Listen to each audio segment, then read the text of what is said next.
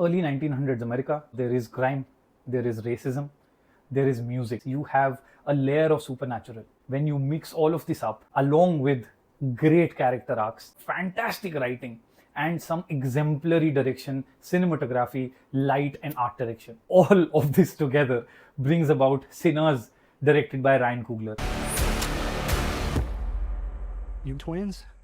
Nah, we cousins. This is a film that has just grown on me over the last 2.5 days. I saw it on Saturday night. I came out thinking that I liked it a lot, slept over it, and got up realizing that I loved it because there was so much that stayed with me. The scenes kept coming back to my mind. I didn't realize when I was watching it that they would create such a big imprint on my mind, but they did. And this is a fantastic film for so many different reasons that I'm going to get into. I am talking about Sinners by Ryan Coogler, guys. This is still playing in the cinemas. You guys have to go watch it. Sinners is marked as a horror film, but I would not really classify it as horror. It's far from traditional horror.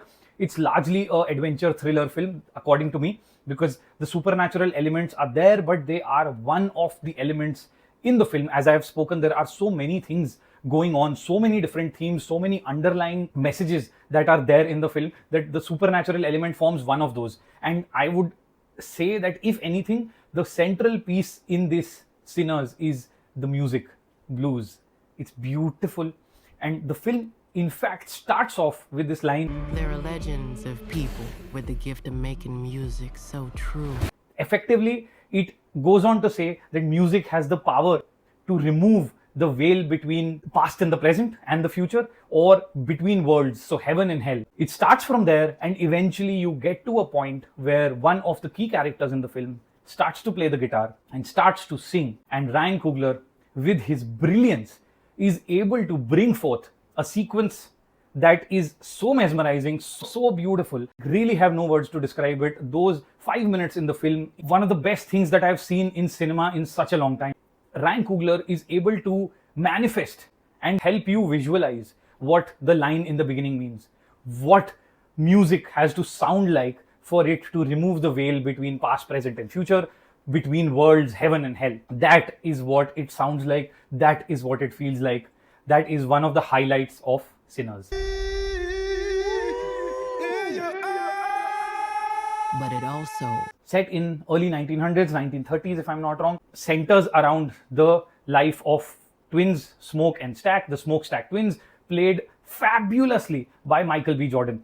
He is exceptional in this film, and traditionally you would have seen somebody playing twins. The way twins are written are, by nature, they are almost opposites, because you have to be able to distinguish them on screen. You have to give them distinguishable personalities and differentiated behavior, and hence the way they are written usually are chalk and cheese, whereas here that's not the case. And Michael B. Jordan brings in all of his might to bring in subtleties that come out on screen so beautifully to create those nuances between Smoke and Stack. Listen here, this ain't no house party.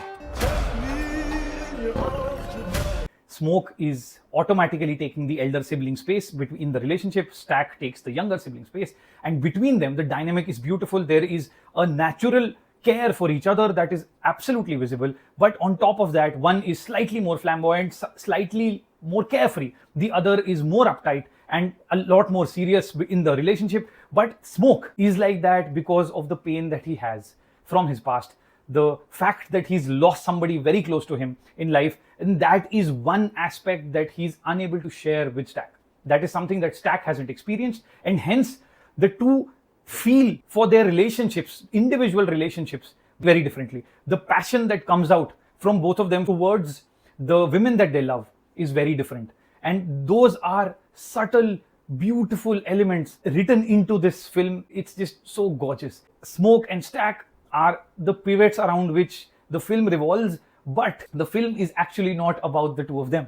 The film is actually a coming-of-age story of Sammy, preacher boy, who loves playing the guitar and sings like a dream. He's the son of a preacher, related to Smoke and Stack as their cousin, comes about in the juke joint to perform for the very first time and blows everyone away. That entire sequence of 5 minutes that I've gone gaga over, that's actually this boy singing. It is mesmerizing stuff. Shit.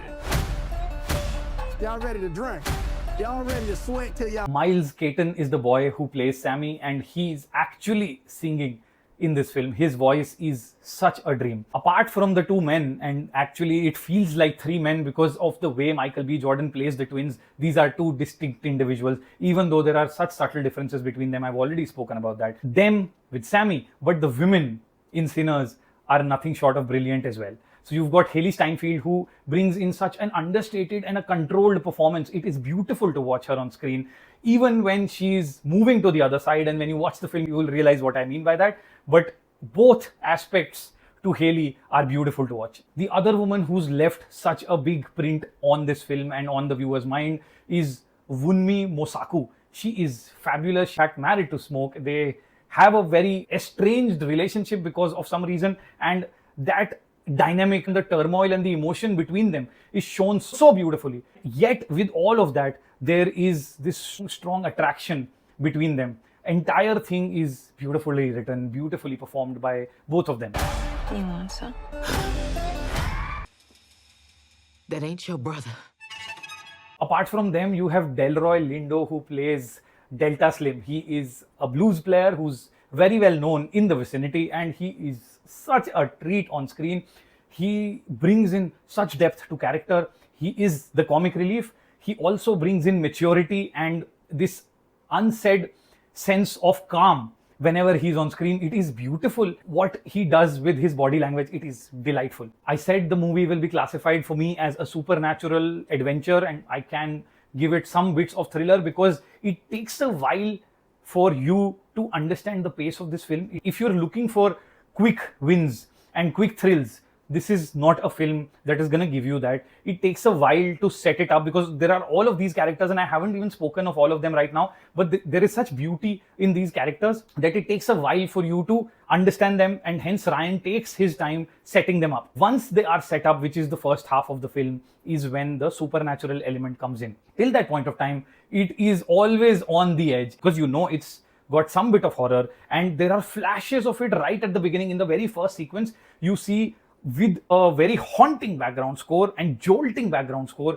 you see flashes of something that has not gone right. And the entire first half, you keep waiting for what's about to happen because the entire film is a flashback of one day ago. You know something has gone wrong. And now that the story is being told again, you're waiting to figure out what went wrong and when. So you're always on the edge, but it's the second half when the supernatural element comes in. That is when the pace really gets going for people who are looking for action and a lot of adventure and a lot of fast-paced movement in the story.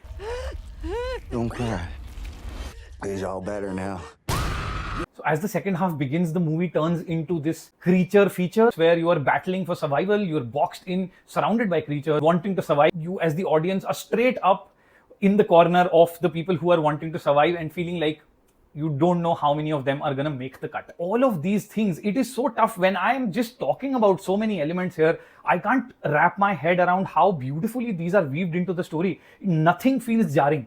It just seamlessly flows from one scene to the other, so beautifully intertwined with the fact that there is racism, there is the clan, there is a coming of age story, there is two twins who've come back and want to set up shop and do something nice for their people and live a life in harmony. All of these things mixed and jolted by the supernatural beings coming into the fray, that everything goes for a toss, and eventually it's the coming of age story of Sammy that wins hearts. That's how the film closes. I love the ending. What the hell going on? Oh, we heard tale of a party.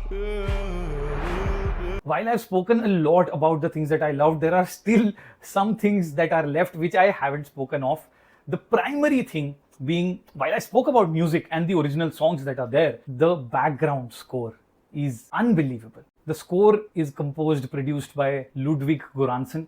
He's somebody who's won an Oscar for Oppenheimer. He is the guy Nolan turned to when Hans Zimmer was too busy doing Dune and he did not have the time to do Tenet. Nolan turned to Ludwig Göransson for Tenet, eventually moving with him to Oppenheimer, which won him the Oscar. Here in Sinners, Ludwig Göransson comes in all guns blazing, and you feel every damn thing that's happening on screen. The sound design is beautiful. The way he constructs The background score is beautiful. No words to really describe this. He is a genius at play here. The music I've already spoken of. I spoke of the background score. On top of that, you have some beautiful cinematography. And the way light and shadow is used here, it is unbelievable. What they do with the scenes in the dark, the scenes within the cabin, and even the scenes out in the open, the way the twins are looking up towards the town up on the hill, all of those scenes are so beautifully captured. It is fantastic to watch. This world already left you for dead. I can save you from your fate. You don't need no saving. All in all, Ryan Coogler brings in a mishmash. Actually, if I put all of these elements together, I would not be able to wrap my brain around how a cohesive film can be created out of this. But Ryan Coogler does what very few people can. He brings in this mishmash in such intertwining beauty that it is such a delight to watch. It is a film that you should be watching in the biggest possible screen. IMAX would be the way to go and would be my recommendation because of the screen size, the quality of projection, as well as the quality of sound. Sinners is playing in the theaters, guys. Please go watch it. If you are looking for a traditional creature flick, if you are looking for a horror flick, this is not the film to go watch. If you are looking for a musical, this is not the film to go watch. It has some fantastic music, some brilliant blues music, but it is not a musical. Music plays a very important role. Singers play a very important role, but it is still not a musical. So it's not a traditional horror. It's not a traditional creature flick. It's not a traditional musical, but it has elements from all of those. And it is a coming of age story. So it is such a fantastic concoction that I would highly recommend that you go watch. If you have watched it, let me know what you think. This is Filmy Fool. I will continue to bring to you the things that you should be getting onto and continue to warn you against the things that you should stay away from. Sinners is not one of them. Highly recommended. Go watch it. Like, share, subscribe, guys. Very important. Take care. Until next time. Yo, smell anything?